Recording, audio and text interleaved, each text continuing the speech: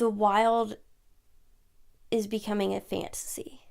With human growth, we're starting to overtake every nook and cranny of the planet. With that, we're being brought closer and closer to animals, and we need to learn how to live with them. Well, you can't do that without learning about the animals.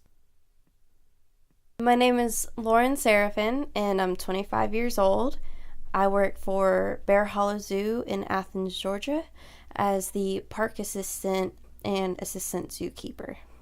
All my life, I have loved animals and knew that I wanted to work with animals. When I was younger, Steve Irwin is pretty much who inspired that. Then when I went to college, I decided to do an animal biology degree. I have a bachelor's in science and agriculture from UGA. My major is animal science with an emphasis on animal biology. From there, I worked for about a little over a year with unpaid internships at 3 different zoos. And now I finally have had my first paid position since October. So I'm right on the average journey that any typical zookeeper would be on. So Bear Hollow Zoo is a small little zoo in the heart of Athens, Georgia that has been around since the 1950s.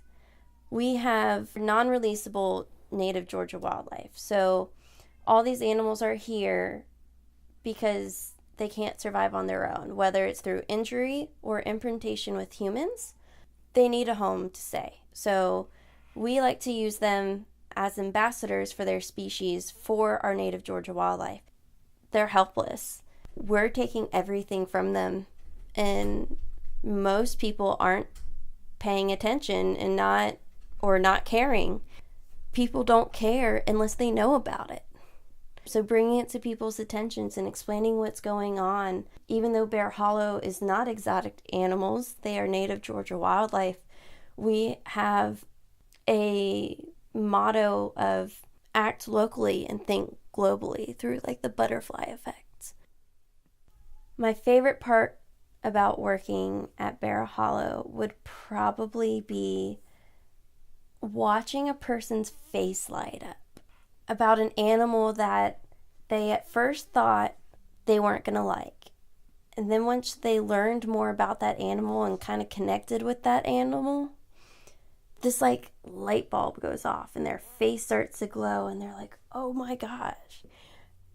Those moments is what makes my job worth it. Just every day can sometimes become repetitive.